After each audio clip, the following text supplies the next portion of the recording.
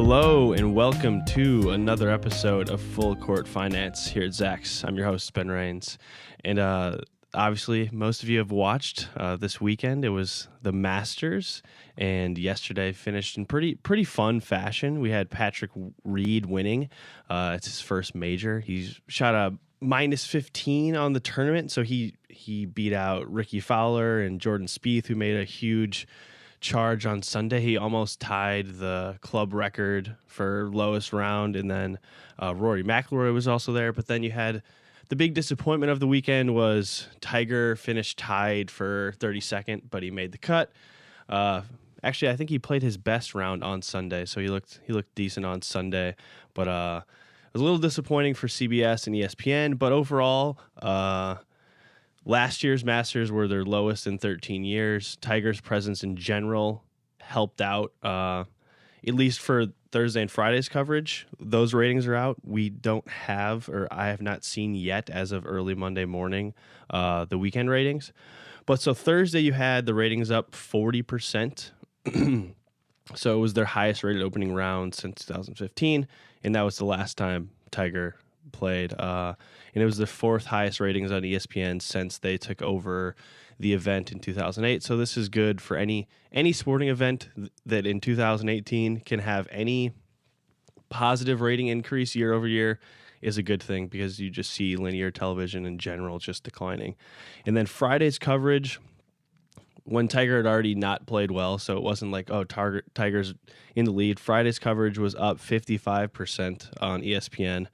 And it was their biggest rating on ESPN for a Friday since 2013, and this is all Nielsen data. Like I said, the weekend data wasn't out there yet, but it depends on if the Tiger effect got in people's heads, like, oh, at least Tiger's in the tournament, we'll watch, we'll see. But just in general, looking back to compare what the two biggest Masters, most watched Masters ever were when Tiger... His first win in 97, and then his second win in 2001. So those were the biggest ratings, and they're like 50% on average higher rated than all the other Masters ever. So it would have been nice for CBS if Tiger wasn't tied for 32nd, but it was still fun. And then in general, just this, I was looking at this stuff last night. Nielsen has an awareness score in general of just athletes, and Tiger is at an 84 in Nielsen's N score for, like, if someone's on TV, are you going to tune in? And then the next closest golfer is Phil Mickelson at 53. And then even the young guns like Jordan Spieth and Rory McIlroy were at 32. So still at this point, people are trying to tune in for Tiger. He wasn't there, but it was still a big tournament. Masters still making a lot of money. We know where a lot of the money's coming from. In general, this was just a little breakdown. The Augusta National, where the tournament's at, doesn't give a lot of information out. They're relatively private with the money they're making, but a 2015 Golf Digest article had a breakdown of how much money they make over the week-long tournament, because I know it's only 4 days, but people are there all week buying tickets and at the events for the practice rounds and all that. So it said for the week in 2015, the estimates were $47 million on just merchandise, so hats and polos and pullovers and everything. They don't even have a website. They have no online store, so you can't buy Masters gear from like Augusta National Golf Club unless you go to Augusta National. So they make almost $50 million in a week, basically, from just people buying gear, which is absolutely insane. Then tickets, they make about $35 million, and then international TV rights, $25 million, and then concessions, which have now become like iconically cheap, that you can buy beers for $3 and sandwiches for $1.50. They still make almost $8 million from that.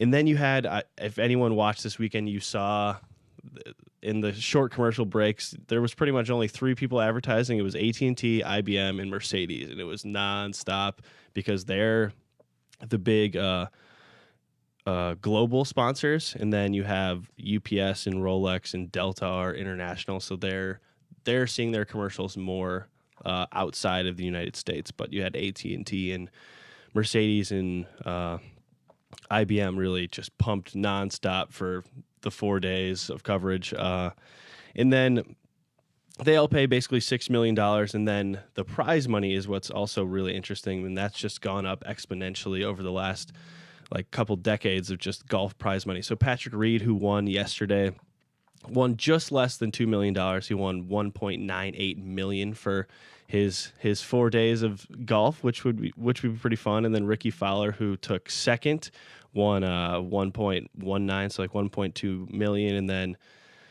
Spieth, who finished third, $748,000. Then it just sort of goes down pretty quickly down from there. But it was also a big weekend for Nike. Golf is still, I mean, it's not a big part of their business, but Tiger's back, Rory's in Nike, Jason Day's in Nike, and Patrick Reed is a Nike athlete as of early this year. They signed him on January 4th. He used to be with Callaway. But what's interesting about Patrick Reed's deal with Nike is he's the only, and this is something I noticed when you watch golf, is no Nike athletes have any other logos. There's no company or anything besides Nike on any of their gear except for Patrick Reed. He has on, I believe it's his right sleeve, just Ultimate Software, which is a HR solutions company. They're actually publicly traded. Their ticker is ULTI. I'd never heard the company before, but that's what's super weird is that I want to know more of the details, so I'm gonna have to look this up. And I encourage anyone who finds it as interesting as me is how Nike. He must have had this deal with them before he got to Nike, but it's crazy to think that Nike, who's all about this is just our brand, nothing else is going to be on here. A guy they had win the Masters in their gear actually just has Ultimate Software, and it's in the photo of him winning. I saw something yesterday on Twitter from this Apex MG Analytics that just his screen time wearing that polo with their logo, if they would have paid for that screen time, would have been $4 million for television ad time. So for just how much he was on TV this weekend, especially on Sunday, where, I mean, if you're watching CBS's coverage on television, it's pretty much just Patrick Reed, Spieth, Ricky Fowler. Sometimes you forgot he was even playing with Rory because they were barely showing him that much after he's not in contention. They just show three guys pretty much the whole time. But yeah, so $4 million for just having a little tiny logo on the side of a Nike golf polo. And this could be good for Nike, that they can have some, I guess, positivity because they've been in the midst of this scandal that's slowly getting bigger. There's been some Wall Street Journal articles, if anyone's interested, about the company culture and how they're actively now trying to promote more minorities and more women because they've had this scandal of this kind of like boys club culture that they're trying to get rid of. So that's going to be at least a little positive attention on them. But yeah, this kicked off the start of golf season. It's the first major of the year. You have the Players Championship coming up soon, which is a big tournament, a non-major tournament, and then the U.S. Open starts in June 14th. So this is the beginning of golf season and baseball season. But you still have the NBA. They're in the NHL. They're about to start their playoffs, and the NBA in particular is what I wanted to talk a little bit about today, because before golf can really shine and before baseball can just only be the only sports that are on at all summer. And a little side note, we're recording this in Chicago. The Cubs have their opening day today, and it is snowing and 30 degrees. So we're gonna see how that shakes up. I guess they play if it's snowing. I don't really know, but we'll see. So yeah, baseball, it'll be on center stage soon enough, but you have the NBA playoffs coming up. The season ends, I think everyone's either done Wednesday or Thursday, and then playoffs start Saturday the 14th. And then you have the NBA finals scheduled for May 31st, and then game 7, if necessary, would be June 17th. So basically 2 months of NBA playoffs, and this is big for TNT and ESPN and ABC, who will actually get the NBA Finals, because, as most of you know, huge multi-billion-dollar NBA deal between those two companies, ESPN and TNT.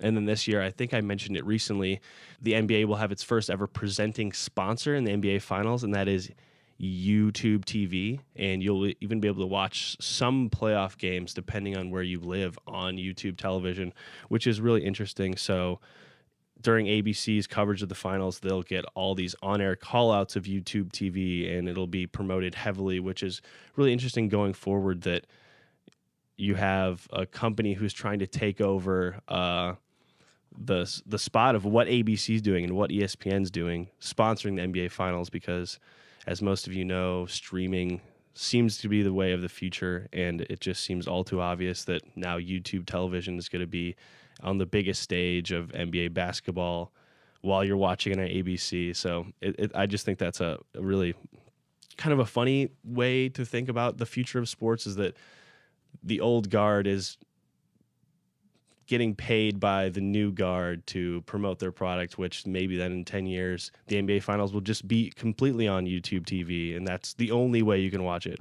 But we'll have to wait and see there.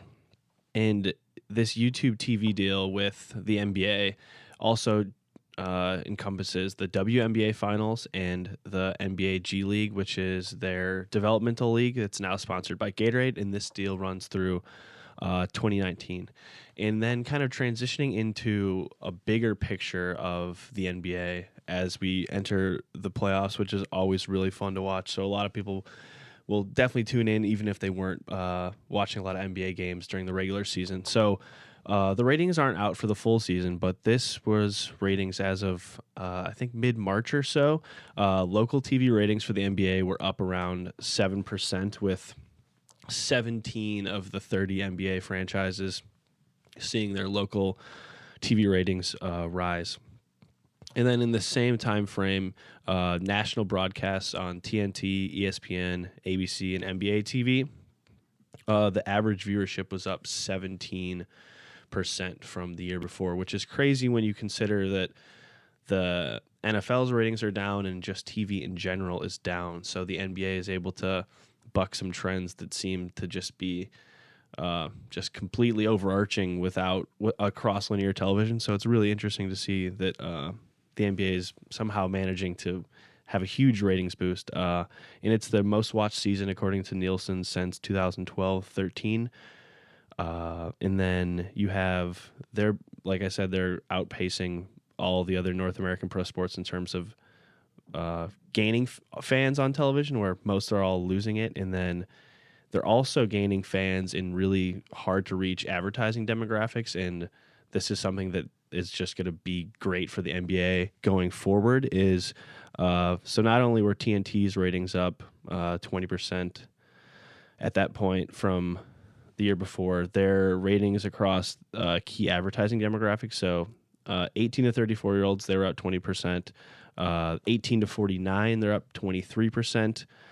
Men 18 to 34, they're up 18%. So these just hard to reach people that aren't watching television in general much anymore, they're watching NBA games live, which is just something that TV partners and ESPN and TNT specifically are going to cherish right now. And then it's going to give the NBA even more negotiating power going forward when their next rights deal is going to be negotiated.